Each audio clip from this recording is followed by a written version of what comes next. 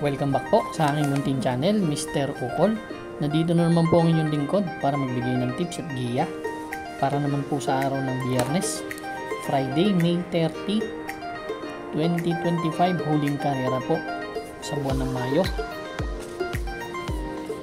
Ingat-ingat po tayo sa ating pagpunta sa OTB, no? Medyo paiba-iba po ang panahon. Minsan uulan, minsan medyo mainit. Bati tayo. Shoutout po kay Boss Celestino Abejo, Eduardo Manyalak. Shoutout kay Boss Edward Pedi Meme. Binabati kay ni Boss Ray Rodriguez ng ADA OTB Panghulo, Ubando, Bulacan. Shoutout na rin po sa mga mananaya dyan sa ADA OTB. Kay Second Munsod, Danilo Tirado. Shoutout sa mga batang Santa Ana, RJ, Alan, Manny. Happy racing sa inyo. Binabati kay ni Hernan Matining at kay Boss RB Bora. Shoutout. Ingat, sir. Start na po tayo. Race number 1. Winner take all event covers races 1 to 7. Dito meron tayong 8 kalahok lang. Distance 1,400 meters. Ito yung 3-year-old and above maiden race. Adi alas 5 po ang start ng karera. Kaya titignan po natin, no? Ang gusto ko dito yung imported horse galing ng Australia, si Sir Aladdin. Itong entry number 3. Kababarrier lang po nito, no? Nagtala po ng 1.14.2. May quarter clockings na 24.5, 22.5, 27 ang dating. Si main event po ang tinalo nito sa barrier, kaya medyo mabigat-bigat din ang tinalo. Kaya itong race number 1, susuluhin ko po. Number 3, Sir Aladdin. Good luck po. Race number 2 na po tayo, bayang karerista. Pick 6 event covers races 2 to 7. Dito, meron ulit tayong 8 kalahok. Distansya, 1,200 meters naman. 6 to 10 split po itong grupo na to. At start time natin is 5:30.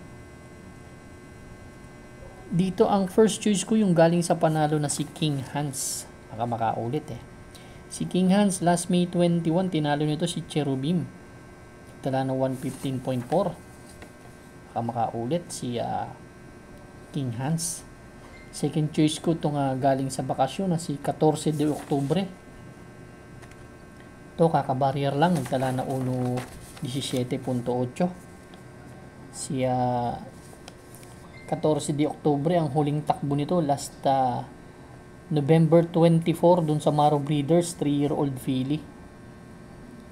Kaya medyo mabigat din ang grupo nito. Ang tinatakbo ang grupo nito is 16 to 21 split po. Kaya kaila ano yan, kaila tumatakbo dati kila Amor My Love. Yan si 14 de Oktubre. Race number 2 ang first choice number 2 King Hans, second choice number 8 14 de Oktubre. Good luck po. Race number 3 na po tayo, bayang karerista. Ito naman po yung Pick 5 event covers races 3 to 7. Dito naman meron tayong 8 kalahok ulit. Distansya 1,200 meters. 22 to 27 split po at alas 6 ang start ng race number 3. Dito ang first choice ko galing sa panalo, Added Haha. Si Added Haha last May 14, tinalo nito si Instant Message Veterano doon sa 22 to 27 split. Kaya taas din naman ng grupo talaga nito. Ang second choice ko si War Chief. Ito galing din sa panalo last May 18 naman. Tinalo nito si Morning After 1.27.2. Same rider ang sasakay. Ang tempo nga pala ni Added Haha 1.12 yan. Medyo magaling ang tempo niyan. Magbibigay akong third choice yung number 5 na si Full Combat Order. Ito baka maganda ang post position, maganda itakbo, kaya baka makachamba. Race number 3 ang first choice, entry number 4 Added Haha, second choice number 6 War Chief, third choice number 5 Full Combat Order. Good luck po. Race number 4 na po tayo, bayang karerista. Ito naman po yung Pick 4 event, covers races 4 to 7. Dito naman po, meron tayo ulit na 8 kalahok, 1,200 meters ulit ang distance, 5 split, non-placer naman po itong grupo na to. Medyo mababang grupo. Ang first choice ko po dito yung number 5 na si Winter's Fury. Si Winter's Fury last May 17. Tumakbo to. Kila Clairvoyant, pang-anim dumating. 1.31 medya ang tinala. May 1.16 yan sa 1,200 meters. Ang second choice ko po yung number 4 na si Angel's Crown. Si Angel's Crown naman, medyo bugaw nung huling takbo nito kala Marquis Angel Barrick na, no? Dito medyo wala akong nakikitang ganong kabilis, pwedeng mauna eh. Kung hahabulin talaga si ni Winter's Fury, di yun ang senaryo niya na. Pero yan ang second choice ko, si Angel's Crown. Race number 4, ang first choice number 5, Winter's Fury. Second choice number 4, Angel's Crown. Good luck po. Race number 5 na po tayo, bayang karerista. Last extra double and last daily double plus 1 po. Dito, 8 kalahok, 1,200 meters distance, 5 split placers naman po itong grupo na to. Yung race number 4 is non-placer, ito naman placers. Dito ang first choice ko yung number 2 na si Awesome Call. Si Awesome Call last May 17 nanalo to eh. Tinalo nito si Magical Sap 1.31. Ando doon din si Iron Hook. Medyo ganda ng post position eh. Baka save ground lang at baka manalo tong Awesome Call eh. Galing naman sa panalo. Second choice ko number 7 na si Apollo. To maganda tinatakbo nito. Last May 17 din, segundo naman siya kay Clairvoyant. 1.30 medya naman ang tinala. Same rider. Medyo mainam tong kabayo ngayon na to. Yan ang aking second choice. Third choice ko yung number 8 na si Blue Mist. Etong Blue Mist kasi gusto ko yung post position. Medyo pag nasa tabing balya, medyo may kalikutan sa aparato kasi to eh. Itong kabayo na to. Pero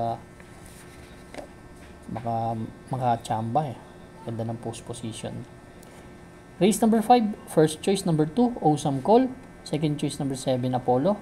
Third choice number 8, Blue Mist. Good luck po.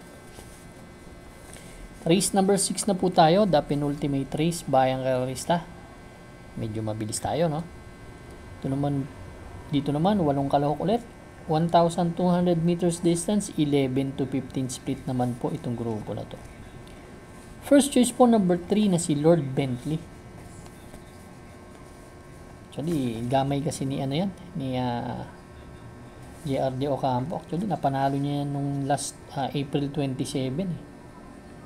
Si White House tinalo niyan, 1.28 ang tinalat. May 1.14 medya naman yan sa 1,200 meters po. May tulin, may remate, kaya gusto ko yan. Second choice ko, number 6, si Mabuhay. Sakay ni NC Lunar. Yan. May isang bigla kasi to, no? O magbabakbakan sila. Tayo mabilis. Yung Tugatog, Anli Byrne, Lord Bentley, Real Equity. Kaya mag-aalalay ako kay Mabuhay. Yan ang aking second choice. Race number 6. First choice number 3, Lord Bentley. Second choice number 6, Mabuhay. Good luck po. Race number 7 na po tayo. Last and final race for Friday night racing. Parating ang ating mga exotics. Winner take all. Pick 6, pick 5, pick 4. Last extra double and last daily double plus 1 po. 8 kalahok ulit tayo, 1,200 meters distance, 6 to 10 split po itong grupo na to. At alas 8 po ang start ng race number 8, ating last race. First choice po, itong nagbabalik kondisyon na numero 7, itong kulay puting kabayo na si California King. Galing po ito sa panalo last May 18. Doon kila Don Damiano, 1.29 medya ang tinala. Medyo mataas ang grupo nito, hindi itong tinatakbuhan talaga nito. Medyo nagkaroon lang ng problema sa aparato. Pero ngayon, ganda ng post position. Kahit di rematin kabayo to, pag nakalabas to, malaking chance ang manalo. Second choice ko number 2 na si Iris. Ito naman, bigla na lang din na nanalo to kapag nilabas nung connection niya, no? Si Iris, may 1.15 rin yan sa 1,200 meters. Kaya yan ang aking second choice. Ang third choice ko yung number 1, Chef Cat. May 1.15 media na tinala naman to last May 23 kila Ivan Professor Jones. Same rider ang sasakay. Race number 7 po. First choice number 7, California King. Second choice number 2, Iris. Third choice number 1, Chef Cat. Good luck po bayang karista. Maraming salamat po sa inyong walang sawang pagtangkilik sa aking munting channel. Good luck and stay safe.